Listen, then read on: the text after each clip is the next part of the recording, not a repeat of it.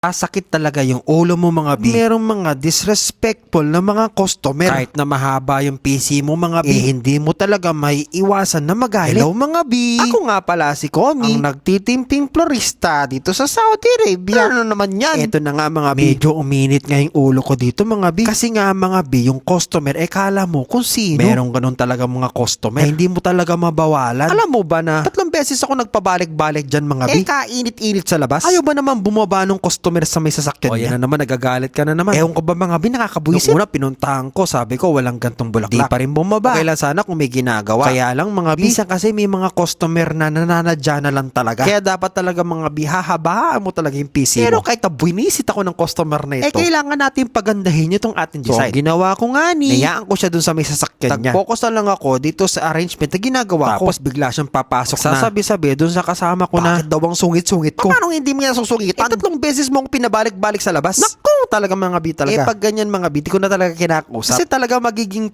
asot pusa lang kami niyan. Walang patutunguhan talaga yung pag-uusap namin. Lalo na mainit na yung ulo ko. Yes mga B, hindi mo talaga maiwasan. Kung ginagawa ko mga B, hinahayaan ko na lang na makipag-usap yung kasama ko na babae. Total, mga Saudi naman sila. Naman nagagalit ka na naman. Katulad yan, hindi na ako kumikibo dyan. Kasi nga mainit na yung ulo ko. Tapos kulot pa ako niyan. Na paano na ako niyan? Tapos mga B, lagay na pala ako ng mga baby roses dyan. Kasi nga, nag-usap na sila kung anong kulay ilalagay ko. Kung magkano yung budget na kailangan. So ito na nga, naglagay na ako ng mga baby roses. Alam mo ba, nang nananadya talaga siya. Gusto niya ipabago yung kulay na pinili niya. Pero umalman na yung kasama ko. Kasi mga baby roses yan. So naputol-putol ko na yan. Hindi ko na maibabalik yan. Masisira na lang yan. Kung okay lang sana, okay yan, pwede agad mabenta. Siyempre naputol-putol ko na yan. Ayun, wala siya magagawa kundi yun na lang yung kulay. So naglagay na lang ako ng mga kulay puti ng mga baby roses. Dahil nga ayaw niya ng mga roses na malalaki. Minekos-mekos ko na. Kinulang ng budget. Ito na yung masaklap to. Naglalagay ko ng gypsophilia. Patawa-tawa lang ako dyan. Kaya mga bilinilibang ko na yung sarili ko na. Kung ba ako magalit? Ewan ko ba sa talagang tinagal-tagal ko dito sa Saudi Arabia, talagang mapapawiwaw na lang ako sa maugali nila. At alam niya ng mga kasama kong florista dito sa Middle East na minsan akala nila na parang pag bumili sila ng 35 real na bulaklak dito, parang binili na nila yung buong buhay mo. Pero syempre mga B, kaya ako galit. Kasi nga may mga gatong klaseng tao. Hindi talaga may iwasan sa mga gatong klaseng pagkakataon. Kaya dapat kakalmahan mo lang. Huwag masyado magagalit. Tapos aawayin mo na lang yung kasama mo. Para syempre less complain ka. Lang, hindi ko naman pinagbuntungan ng galit yung kasama ko mga B. Kasi syempre magkakampi kami. Ito na nga mga B, sprayan na natin. Wala akong pakialam kung nagandahan yung customer. Yun na nga, nagandahan yung customer sa ginawa natin. Kahit na sobrang pinaglalaroan niya ako. Kahit na napaka-disrespectful na ng customer na ito. Kailangan talaga nating kumalma. At talagang magpahaba ng PC. Kaya ba mga B, kaya nyo ba yung mga ganitong trabaho? Comment down below. Siyempre, huwag nyo rin pong kakalimutan na mag-share ng ating video. Because alam nyo na, the more sharing is the more blessing. Nakatapusan mag-like, mag-follow at mag-subscribe para sa mas marami pa mga bulaklak series. Hatid sa inyo ng one and only masayaing florista dito sa Saudi Arabia. Siyempre, ang nag-iisang inyong si Komi. So, paano ba yung mga B? Kita-kits ulit at sa susunod ulit. Komi, huwag ka na mainit ulo.